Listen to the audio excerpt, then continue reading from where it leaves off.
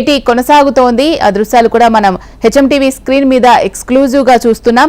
Right, ఈ భేటీకి సంబంధించి TDP అలాగే వైసీపీ నేతలు ఏమనుకుంటున్నారు అండ్ టీడీపీ వర్గాలు ఎంత కాన్ఫిడెన్స్ గా ఉన్నాయి, అసలు విభజన సమస్యలు కొలుక్కొస్తాయా రావా అనే దానికి సంబంధించి వాళ్ళు ఎటువంటి అభిప్రాయాన్ని వ్యక్తం చేస్తున్నారు, పూర్తి సమాచారం అందించడానికి మా ఏపీ కోఆర్డినేటర్ రాజేష్ లైవ్ లో సిద్ధంగా ఉన్నారు. రాజేష్, ఈ భేటీకి సంబంధించి టీడీపీ వర్గాలు ఏం చెప్తున్నాయి అండ్ వైసీపీ వర్షన్ ఎలా ఉంది?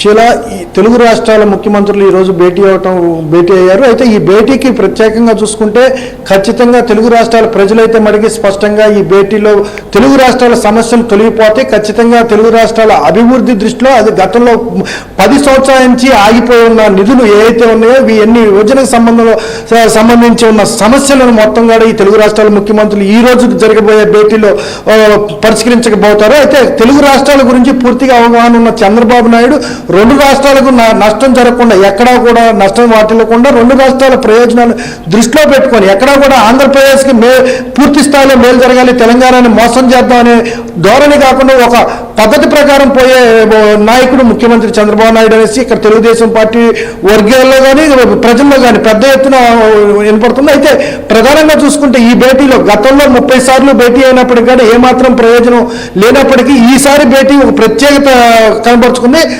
తెలుగు రాష్ట్రాల మీద పూర్తిగా అవగాహనతో పాటుగా తెలంగాణ ముఖ్యమంత్రి తన శిష్యుడు కావటం ఈ క్రమంలో ఈ భేటీని పూర్తిగా ఎట్టి పరిస్థితుల్లో కూడా విఫలం అవ్వదు. ఖచ్చితంగా 2 రాష్ట్రాలకి ప్రయోజనాలు పడితే ఇప్పటి వరకు తెలుగు రాష్ట్రాలకు సంబంధించిన నగదు ఏదైతే బ్యాంకుల్లో ఖాతాల్లోనే ఉన్నాయో ఆ నగదుతో తెలుగు రాష్ట్రాల భవిష్యత్తు కూడా ముందుకెళ్లే పరిస్థితి ఉంది. అయితే తెలుగు రాష్ట్రాల ప్రజలు కూడా ఇప్పటికైతే మటుకి ఖచ్చితంగా ఈ భేటీలో సమస్యల పరిష్కారం ఏదైతే ఆర్టికల్ 910లో ఉన్న ఆగిపోయి ఉన్నాయో ఆగిపోయినవన్నీ కూడా పరిష్కారం అవుతాయి.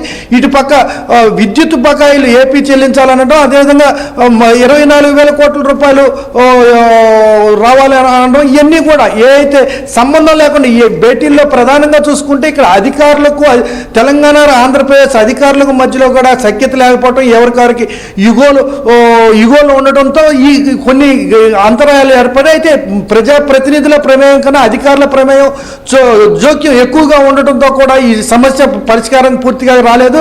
పరిష్కార దిశగా వెళ్ళటానికి అసలు ప్రజాప్రతినిధుల మధ్య సఖ్యత ఉంటే పరిష్కార దిశగా ఈ సమస్య పూర్తిగా పరిష్కారం అయ్యే అవకాశం ఉంది. అయితే ఇప్పుడు ప్రజాప్రతినిధులు ఇద్దరు కూడా ఎవరైతే తెలుగు రాష్ట్రాల ముఖ్యమంత్రులు ఉన్నారో ఇద్దరికి కూడా సుపరిచితులు, ఇద్దరికి ఒకరి గురించి ఒకరికి పూర్తిగా తెలుసు. చంద్రబాబు నాయుడు పాలన ఎలా ఉండేది, చంద్రబాబు నాయుడు నిర్ణయాలు ఎలా ఉంటాయో తెలంగాణ ముఖ్యమంత్రి తెలుసు. అదేవిధంగా తెలంగాణ ముఖ్యమంత్రి రేవంత్ రెడ్డి వ్యవహార శైలి కూడా ఆంధ్రప్రదేశ్ ముఖ్యమంత్రి తెలుసు. ఈ క్రమంలో ఖచ్చితంగా ఎట్టి పరిస్థితుల్లో వీళ్ళిద్దరు భేటీతో సమస్యలు ఏదైతే 10 సంవత్సరాల నుంచి ఆగిపోయి ఉన్న పరిష్కారానికి దూరంగా ఉన్న రాష్ట్ర విభజనకు సంబంధించిన నిధులు కావచ్చు, భవనాలు కావచ్చు, వసతులు కావచ్చు, ఇవన్నీ కూడా పరిష్కారం అయ్యే అవకాశం కనబడుతుంది. ఏదేమైనా ఎక్కువ ప్రధానంగా చూసుకుంటే ఎక్కడా కూడా ఈ భేటీలో ఇబ్బందులు పడతారు, రాష్ట్రానికి నామకే వాస్తి భేటీ పూర్తవుతుందనే చర్చ ఎక్కడా జరగట్లేదు. రాజేష్, మీరు ఒక నిమిషం హోల్డ్లో ఉండండి. కాంతి జాయిన్ అయ్యారు, కాంతితో మాట్లాడదాం.